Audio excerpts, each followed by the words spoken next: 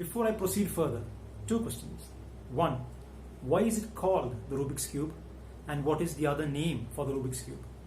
Do let me know in the comment section below. Hello there, a good day to you. Welcome to another session on this channel. In my search for something that resembles today's topic, I tried many things like a ladle, a knife and a spoon, but none of them actually quite fit the description of our topic of discussion today. And then I kept pondering, and then it hit me.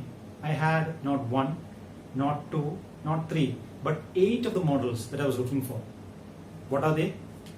The promising pinky, the happily ever after ring finger, that's what they say, the notorious middle finger, the always accusing index. The ever opposing thumb was excluded from this category, not because of its nature, but it didn't quite fit the description. So if you look at the other 4, you can see this is the shape that we're looking for in the case of columnar epithelium. And in fact, you can see that this area is where the nucleus will be marked. So it's a kind of a reminder in that area. And if you can imagine all these 4 having small bits of hair on their tips, that will give us serrated columnar epithelium. So without further delay, let us see how does one go about sketching these two. In today's video, we will see how to schematically represent the columnar epithelium, simple columnar epithelium. So we have already drawn the basement membrane in the field of vision, and then we begin with the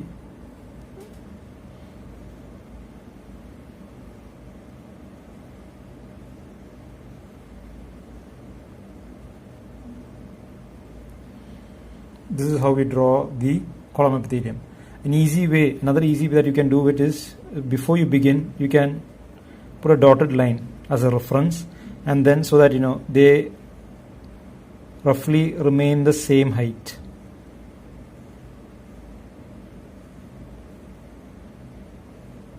So this should be carried out from one end of the field to the other end of the field, and then you should stain the cytoplasm by the help of the eosin pencil, as you saw in the case of cuboidal epithelium.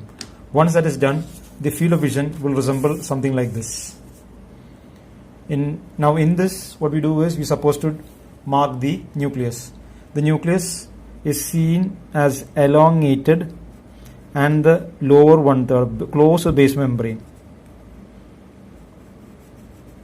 Elongated nucleus that is seen close towards the basement membrane.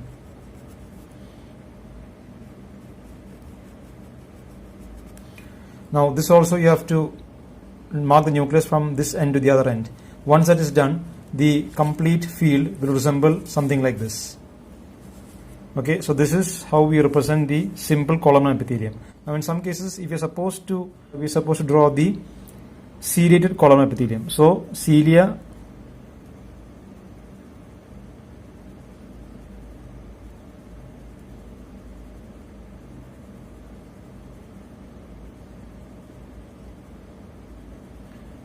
this is how we go about drawing the serrated columnar epithelium. Now we shall see some of the common mistakes the students commit when schematically representing the epithelium. So first they will draw the basement membrane, and this is one common mistake we've seen.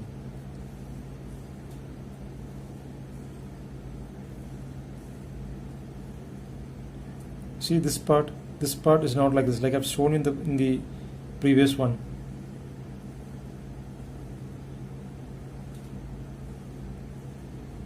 This is the shape that we're looking for. Okay, so that representation is wrong. Okay, another common mistake the students do, as in the case of the cuboidal epithelium, this is when they try to make things easy for them. First one, okay, then second one, and then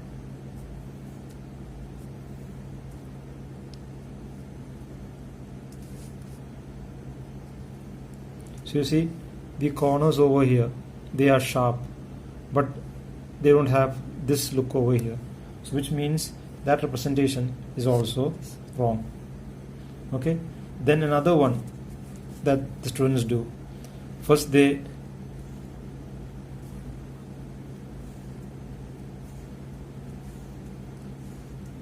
okay, and then what they do is they join the ends. So that also you can see it is wrong.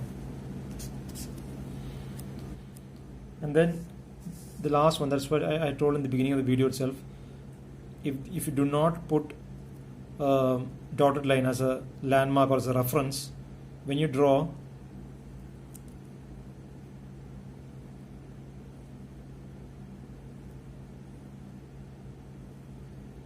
see, it becomes uneven, and sometimes they even reduce in height. So to avoid that, so that also is wrong. So avoid that. That's why I told you should start with a reference line. In the previous session, where we dealt with the schematic representation of the cuboidal epithelium, I had asked two questions regarding the Rubik's Cube. The first answer is in honor of Mr. Erno Rubik, who was the inventor of the Rubik's Cube. And the second one is Magic Cube. So two people, one is Mr. Franklin Anthony from Dubai, the other one is Dr. Ulla Satyababu, who's working in the Victoria Mother and Child Hospital, Kollam, Kerala, were the people who came the closest to the answer. The winner is Mr. Abhishek, who is a student in the Government Medical College, Manjeri, 2018 batch. So congratulations, the three of you. We hope you found this session useful. Please do not forget to view, share, like and subscribe to the channel. Do hit the bell icon for future notifications. Please do let us know your views in the comment section below, and do not forget to give us a thumbs up. So till we meet again next time, stay safe, keep smiling. God bless.